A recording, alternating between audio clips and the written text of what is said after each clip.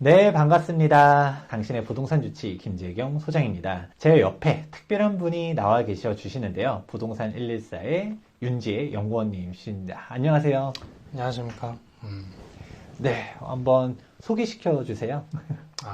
소개하기 전에 사실 저희 그 부동산 R114가 네. 보통 매년 이렇게 전망집을 냅니다. 네. 그래서 사실 부동산 114가 업력이 한 22년 정도 됐고요. 그리고 이제 우리가 보통 시세 조사기관이라고 부르는 것들이 이제 KB나 한국부동산원이나 부동산 R114 이렇게 세 곳 정도가 있는데, 저는 부동산 114에서 크게 이제 그동안의 이제 경력으로 보면 한 15년 정도 경력을 가지고 있고요. 그래서 이런 저희가 이제 자체 조사하는 데이터가 굉장히 많아요. 그래서 이런 부분들과 관련해서 시장과 소통하는 그런 역할들을 하고 있습니다. 예. 네, 지금 또 제가 여기 틀어보니까 벌써 이제 들어오자마자 오신 분들도 지금 실시간 라이브 같이 참여해 주시고 계시는데, 부동산 114에 대해서는 일단 간단하게 소개를 해 주셨잖아요. 예. 근데 이제 또 연구원님 자체에 대해서도 좀 소개해 보면 좀 좋을 것 같은데, 안 그래도 네. 여기 조금 타이틀이 좀 정리되어 있는 양력이 네. 있습니다. 화면 네. 전환 좀 해주실 수 있나요?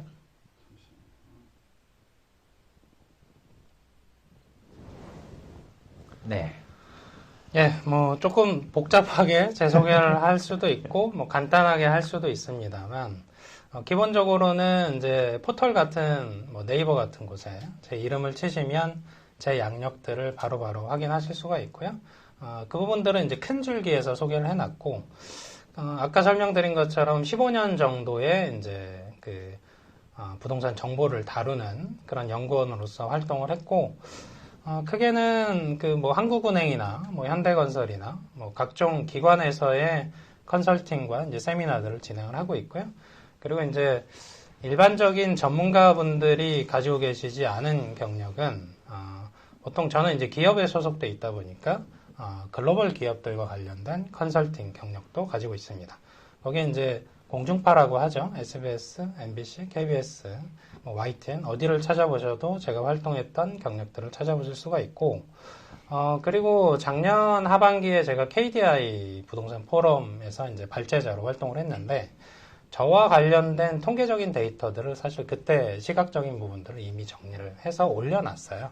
그래서 KDI 홈페이지에 거기에 가셔도 제가 분석했던 자료들을 언제든지 확인하실 수 있다. 뭐 이 정도 소개하겠습니다. 예. 어우, 정말 워낙 양력이 화려하시다 보니까 그냥 간단하게 이렇게 설명을 해주셨는데, 네. 자, 그러면 오늘 이렇게 윤지혜 연구원님을 모시고서 딱 이렇게 출발한 이유가 있죠. 자, 이번 자체도 2022년도 경기 전망 관련해서도 좀 출발하고, 네. 그리고 오늘 사실 제가 연구원님 모시면서 2022년도 경기 전망 좀 해주세요 라고 하니까 예. 하셨던 얘기 중 하나가, 지겨워. 너무 많이 했어. 아까 여기 양력도 보셨잖아요. 여기저기 너무 많이 출연해 오셨기 때문에, 뭐 이런 거 뭐 말고 좀 다른 거를 하자라고 해주셨어요. 예. 그래서, 그러면 다른 거 뭘로 할까요? 라고 하니까 이번에 얘기한 거가 일단 기본적으로 뭐 부동산 이제 각자 좀 일단 2022년도 대선 있잖아요. 대선에 대해서도 한번 공약들도 정리해 주신다고 했습니다. 자, 그럼 이제 본격적으로 시작해 볼까 하는데, 일단 1부는 그래도 2022년도 경기 전망을 먼저 해보는 게 좋을 것 같아요. 예. 그래서 제가 한번 물어보도록 하겠습니다. 어떻게 2022년도 부동산 가격 어떻게 될 것 같으신가요? 뭐 기본적인 이제 두 가지식으로 설명을 드리면, 사실 뭐 작년에 워낙 급등했던 부분들이 분명히 있고, 금리 인상기와 이제 대출 규제 환경이 처해져 있다 보니까 특징적인 부분들은 또 하나가 있습니다. 근데 일단 가격이 너무 비싸다라고 수요자가 인식을 하죠. 그리고 사실 어떻게 보면 매도하시는 분조차도 내 집이 이렇게 비싸, 뭐 이렇게 인식하시는 경향들이 있습니다. 그 와중에 정치적인 이슈가 맞물려 있죠. 그러다 보니까 파는 분들도 사실 급하지 않고 미리 팔면 손해일 것 같은 그런 환경에 처해 있고, 매수하시는 분들은 사고 싶어도 대출 규제 때문에 쉽게 진입이 어려워져 있는 환경에 처해 있습니다. 그러다 보니까 작년 정도의 상승폭을 기대하기는 좀 어렵고, 거기에 한 절반 정도 수준 예상하시면 될 것 같고, 상승폭으로 보자면. 다만 1분기에는 좀 쉬어갈 것 같습니다. 그래서 1분기에는 일단 대선이라는 변수를 앞두고 서로 관망하는 혹은 약보합 정도의 수준의 변동률이 나올 수 있을 것 같고, 그 이후에 이제 대선 이후를 우리가 보자면 크게 한 5가지 정도를 관심 있게 보셔야 됩니다. 일단 첫 번째는 지금 김재현 소장님도 계십니다만 재개발 재건축 활성화 이슈가 하나가 있습니다.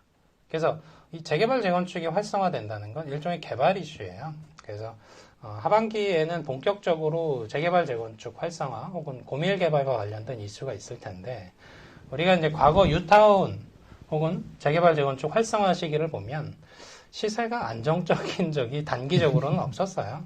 그래서 거기에 관련된 이슈가 하나가 있고요. 그리고 기본적으로 이 해소되지 않는 수급 문제가 있습니다. 수요자가 급한 것도 있고 공급량이 워낙 적은, 특히 입주 물량이라고 부르는 부분들이 적은 이슈가 하나 있고, 이게 두 번째 이슈고요. 그리고 세 번째는 지금 금리 인상하는 이슈 자체가 이 물가가 너무 빨리 오르기 때문에 그렇습니다. 그래서 물가가 빨리 오르는 과정에서는 사실 물가 상승분, 우리가 지금 최근 10년 사이에 가장 물가 상승폭이 크다라고 설명을 하죠. 물가 상승분도 분양가에 반영을 해야 됩니다. 거기와 관련된 이슈가 또 하나 있고, 그리고 신도시와 관련된, 그리고 GTX와 관련된 이슈가 하나가 있습니다. 이게 올해도 그렇고 내년에도 그렇고 계속 지속적으로 시장을 어떻게 보면 변동성을 높이는, 거기에 이제 토지보상금도 풀려야 되는 이슈도 있고요. 거기에 이제 마지막으로 하나를 덧대자면 전월세 시장이 올해 안정되기는 좀 어렵습니다. 그래서 전월세 시장이 안정되지 않은 상황에서 매매 시장이 안정되기는 더 어렵다. 이렇게 한 5가지 정도 꼽을 수 있는데, 여전히 난제들이 산적해 있다 보니까 단순히 이제 정권이 바뀌는 이슈만으로 이 5가지 이슈를 다 해소하기가 어렵다. 특히 올해는 그렇습니다. 그런 부분들 고려했을 때 여전히 올해도 사실은 하락 안정, 약세로 보긴 좀 어렵다. 이렇게 평가를 하고 있습니다. 야, 애둘러서 표현해 주시긴 했지만 네. 사실 조금 이거는 입장에 따라서 한숨 나올 수도 있을 것 같긴 해요. 왜냐면 일단은 네. 뭐 원하는 게 뭐 하락한다 뭐 이런 거를 바라는 사람 입장에서는 이게 떨어지는 것도 아니고 뭐 올라가는 상승폭이 좀 둔화될 수는 있어도 뭐 네. 그냥 그 정도 선. 더 웃긴 거는 또 마지막에 얘기해 주셨던 게 일단 전월세 시장이 불안정하다라고 표현해 주셨잖아요. 네. 그러면 사실 매매 금액이 여기서 더 안 올라간다 하더라도 전월세 가격이 계속적으로 불안하고 그러면 사실 이 사람들은 이거 전세를 또 어떻게 해야 되지? 네. 전세 가격이 계속 올라가네? 이걸 또 매매를 옮겨 타야 되나? 이런 고민이 있을 수도 있는데 매매 금액이 안 올라가는 것도 아니고 또 올라간대. 라고 하면 야, 이걸 어떻게 해야 되나? 정말 고민이 많으실 수 있을 것 같아요. 맞아요. 그러니까 수요자가 조급하지 않으려면, 혹은 이제 내 집 마련 잠깐 뒤로 미루자 하려면 전월세 시장이 기본적으로 안정돼 있어야 매수자로 돌아서시는 분들이 좀 덜하겠죠. 근데 일단 기본적으로 시장에 무주택자와 관련된 가구 수가 수도권에만 한 460만 가구 정도가 있는데, 그분들 중에 상당수는 지금 이제 전월세 가격의 상승폭에 대한 부담감들이 상당히 안고 있다. 그래서 거기서 자산 여건이 좀 되시거나 소득 수준이 되시는 분들이라면 사실은 항상 이제 적당한 급매물, 지금 좀 매물들이 나오잖아요. 적당한 급매물들이 나올 때가 그나마 선택지가 다양해지는 시기이긴 합니다. 그게 지금 1분기 정도에는 가능하니까. 과거에 제가 그 SBS 스페셜이라는 방송을 했었는데, 그때 이제 방송에 나와서 한 얘기도, 그때 당시도 2019년에 이제 9.13 대책 나오고, 그 다음에 좀 하락기가 있었어요. 네, 맞아요. 그래서 그때 SBS에서 한 얘기는 뭐였냐면, 지금이 그래도 매물이 좀 많은 시기입니다. 선택지가 다양해질 수 있는 시기에 아무래도 그래도 이제 생애 최초로 내 집 마련하시는, 그러니까 무주택자에서 내 집 마련하시는 분들은 이 선택지가 다양할 때 급매물 선택하기가 용이하다는 거죠. 그럴 때 기회를 놓치고 나중에 이제 가격이 상승하기 시작하면 급매물이 사라져요. 그러니까 오히려 선택지가 더 없어지니까 뭐가 더 적합한 선택인지에 대한 부분들을 항상 고민하고 계셔야 됩니다.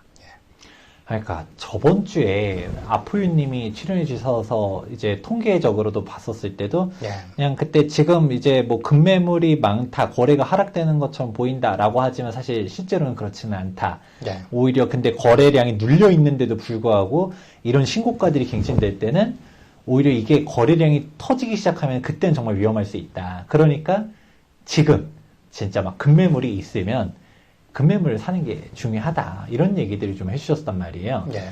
그러면 우리 그때 아포유님 영상을 보면서도 참 이제 와닿았던 것 중 하나가 언론에서는 막 왔다 갔다 하잖아요. 지금 현재 네. 시기가 뭐 급매물이 쏟아진다. 네. 아닌데도 똑같은 기사를 봤는데 어디는 신고가가 어디는 뭐 얼마를 갱신했다. 이런 기사들이 나와서 일반인들 입장에서는 좀 되게 혼란스러울 수 있을 것 네. 같아요. 그런데 또 부동산 R114 역시 또 여기 통계로 움직이는 곳이잖아요. 예. 뭔가 2022년도 전망 간단하게 요약해 주시면서 5가지 이슈 또 정리해 주셨는데 예. 뭐 통계적으로도 좀 같이 참고하면 좋을 만한 자료들이 있을까요? 일단 현 정부의 부동산 정책들에 대한 히스토리를 설명을 드릴게요. 보시면 문재인 정부에서 정책과 관련된 부분은 시세랑 동행을 해서 움직입니다. 그래서 2017년에 파리 대책이 하나 있었고요. 그래서 그때 당시에 하락 전환을 했었습니다. 워낙 초강력, 투기와의 전쟁을 선포했죠. 그 와중에 이제 임대주택 등록 활성화 이슈가 하나가 불거지면서 희소성 이슈로 갔죠. 그러다 보니까 시세가 급등하는 결과들로 결과적으로 나왔고, 그리고 그러다 보니까 2018년에 9.13 대책이라는 걸 발표합니다. 세금 중과와 관련된 내용들을 담고 있죠. 이때 당시에도 하락 반전을 했습니다. 다만 연간으로 봤을 때는 여전히 수급 문제가 이슈화되면서 급등하는 장세가 나타났고, 그리고 2019년에 이제 특징적인 부분이 12.16 대책을 발표를 합니다. 12.16 대책을 발표할 때 이것도 초강력이에요. 15억 초과하는 아파트는 대출금 영원. 대출 영원. 예, 굉장히 초강력이죠.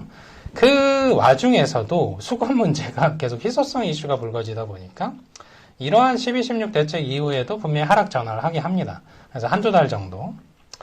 그리고 이제 2020년에 우리가 이제 정부가 8.4 공급 대책 발표하기 전에 6.17, 7.10 대책들을 발표하는데 이것도 이제 뭐 조정 대상 지역을 크게 확장하고 그리고 이제 세금과 관련된 보완 정책들이 나왔던 건데 이때부터 임대차 3법, 임대차 2법과 맞물리면서 사실상 하반기 들어서 전월세 가격이 폭등을 하면서 이 6.17, 7.10 대책이 제대로 작동을 못해요. 마찬가지로 그래서 상승.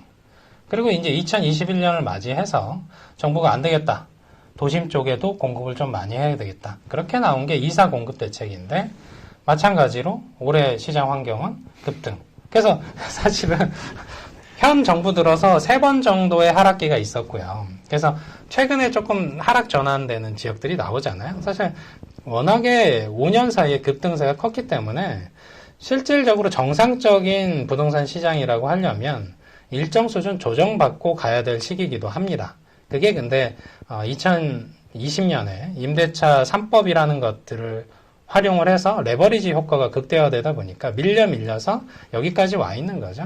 그래서 지금의 그 하락 전환에 큰 의미 부여를 하실 필요가 없습니다. 현 정부 들어서 만약에 이제 요번에 하락기가 나오게 되면 1분기에 그러면 4번째 하락기가 도래하는 거고 마찬가지로 연간으로 누적해서 봤을 때는 올해도 잠깐의 숨고르기 정도로 해석하시면 될 것 같고요.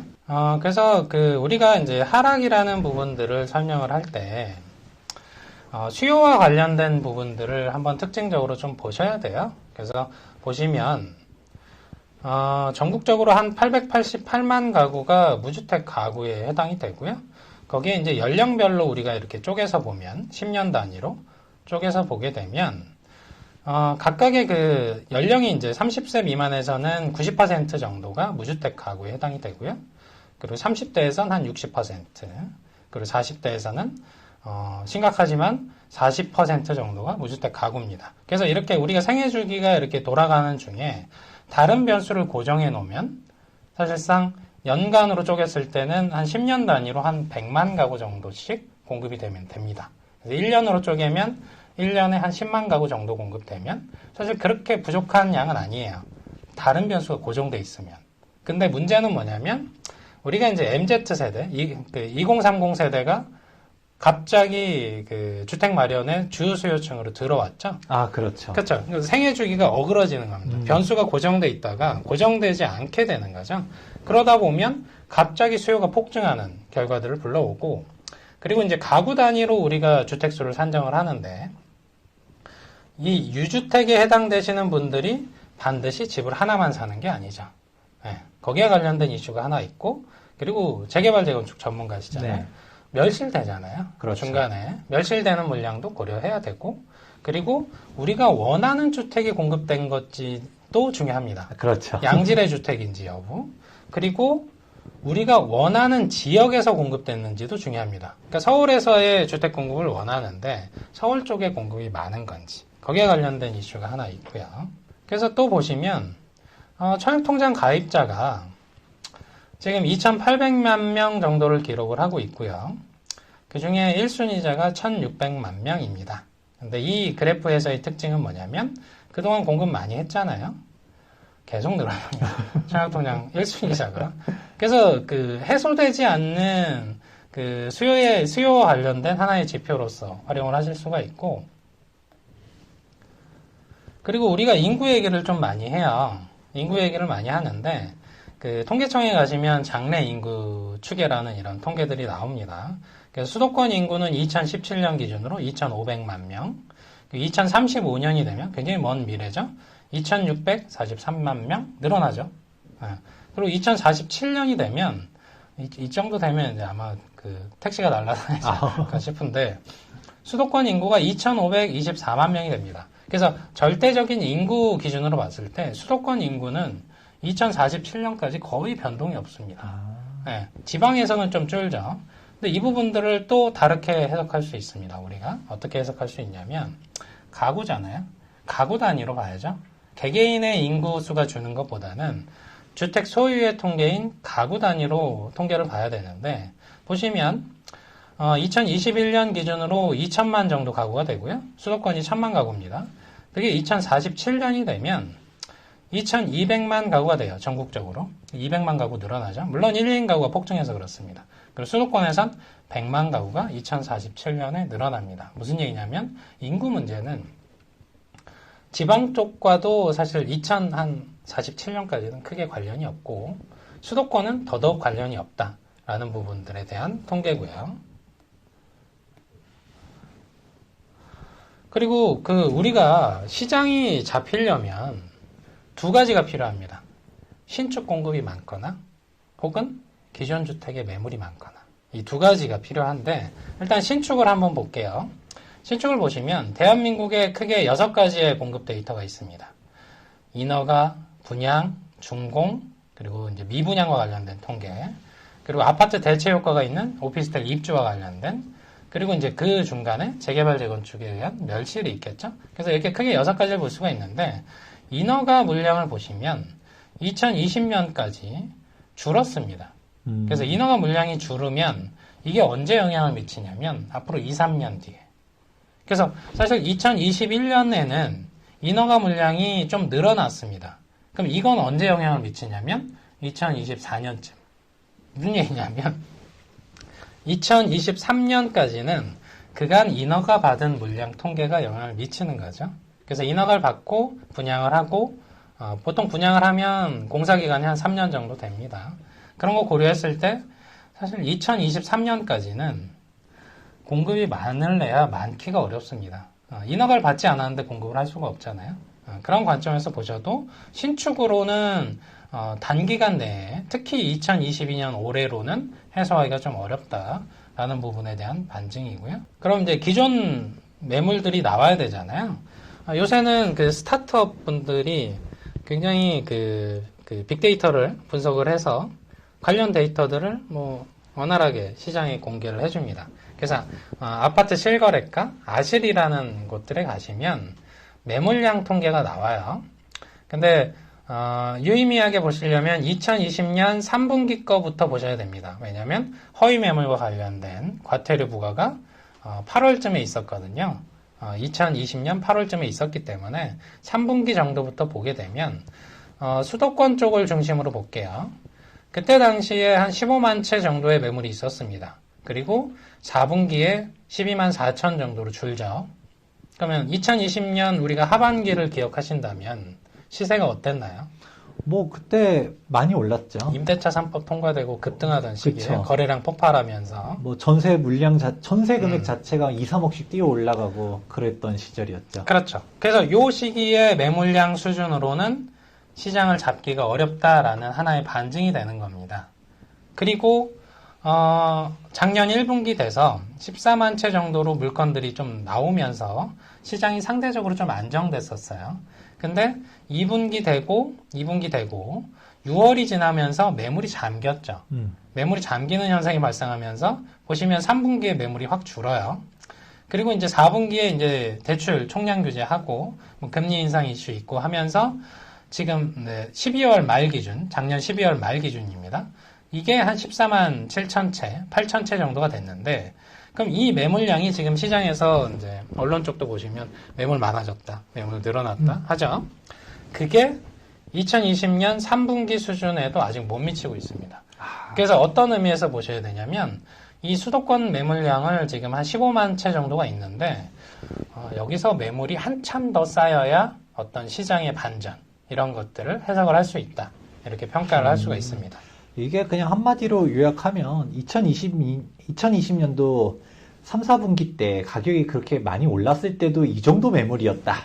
그렇죠. 라는 거네요. 그렇죠. 거기서 이제 결과적으로는 이 금리 인상과 이제 대출 규제에 관련된 이제 내성 효과라는 것들이 어느 정도 지속이 돼서 이분들이 이 시장 환경에 적응을 하고 대선 국면은 좀 끝나야 될 것 같아요. 그래서 뭐 사실은 사기도 팔기도 조금 애매한 시장으로 변해 있고 그래서 기준금리 얘기를 좀 많이 해주세요. 우리가 2008년에 글로벌 금융위기가 있었잖아요.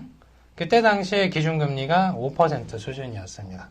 그리고 우리가 저금리라는 그 저성장이라는 이제 유노멀이라는 현상들이 발생하면서 기준금리가 꾸준히 뭐 중간에 오르기도 했습니다만 꾸준히 내리면서 1.5% 수준을 우리가 저금리라고 보통 표현을 했었습니다.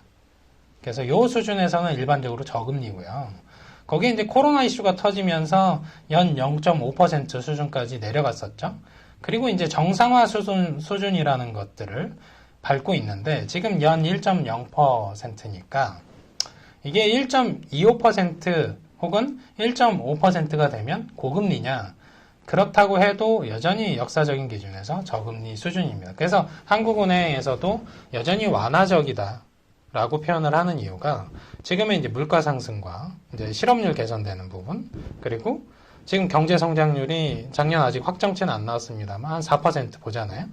거기와 관련된 거 뭐 이런 거 고려했을 때 기준금리가 너무 완화적이었다는 거죠. 그래서 기준금리는 올려야 되는데 거기와 관련된 이면에는 경제 성장률 회복, 경제 정상화와 관련된 이슈가 있으니까 물가 상승과 관련된 이슈가 있으니까 어느 게 더 시장에 영향을 많이 미치는지 그건 좀 판단을 해봐야 된다는 거죠. 그리고 우리가 지금 시장을 바라볼 때 해소되지 않는 이슈가 하나 있습니다. 수급 문제에서 뭐냐면 청약 경쟁률과 관련된 건데 보시면 가격 상승률과 청약 경쟁률이 동행해서 움직입니다. 동행해서 움직이죠? 이게 거의 동일하게 갑니다. 그래서 청약 경쟁률이 안정되기 전까지는 매매 시장 안정은 요원하다. 근데 이거는 솔직히 달성이 어려운 거 아니에요? 현재, 그러니까 뭐 제 사견이지만 지금 청약 경쟁률이 폭발할 수밖에 없는 게 분양가를 눌러버리잖아요. 그러니까 그렇죠. 로또 청약이다. 그렇죠. 솔직히 뭐 언론에서 부추기는 게 아니라 대놓고 주변 시세보다도 뭐 그냥 5억씩 싸고 7억씩 싸고 이러니까 청약 경쟁률은 더 폭발하면 더 폭발하지. 그렇죠. 그래서 지금 서울은 더 폭발했습니다. 이건 전국이었고요. 서울입니다. 서울도 사실은 같이 동항해서 움직이는데 보시면 뭐 거의 뭐 지금 작년에 170대 1 정도의 청약 경쟁률을 기록을 했는데 이게 어떤 이슈를 불러오냐면 미분양을 제로로 만들어 버립니다. 네. 그러니까 아까 설명드린 것처럼 시장이 안정되려면 신축이 많거나 혹은 기존 주택 시장에서 매물이 많아야 되거나 혹은 미분양이라도 좀 있어야 되는데 서울은 거의 미분양이 제로인 거 아시죠? 네. 그러니까 수도권은 거의 미분양이 없다라고 보시면 되는데 그래서 미분양과는 역의 상관관계를 가지고 있습니다. 미분양이 많아지면 시장은 안정되죠. 음. 미분양이 적어지면 시장은 급등합니다. 역의 상관관계를 가지고 있죠. 그래서 이 부분들을 다시 서울 쪽을 보시면 서울 쪽은 이렇습니다. 서울도 마찬가지입니다. 미분양이 많던 시기가 있긴 했었어요. 그래서 미분양이 많아지면 시장이 약세, 미분양이 적으면 시장이 변동성이 커지고 뭐 지금은 거의 미분양이 제로니까 그래서 시장이 안정되는 걸 보시려면 미분양이 늘거나 청약 경쟁률이 좀 줄어들거나 그러니까 청약 경쟁률이 막 100대 1 뭐 이거는 좀 너무 심하니까 한 10대 1 이하로는 일단 줄어야 그 다음에 변곡점들을 산정을 할 수 있다.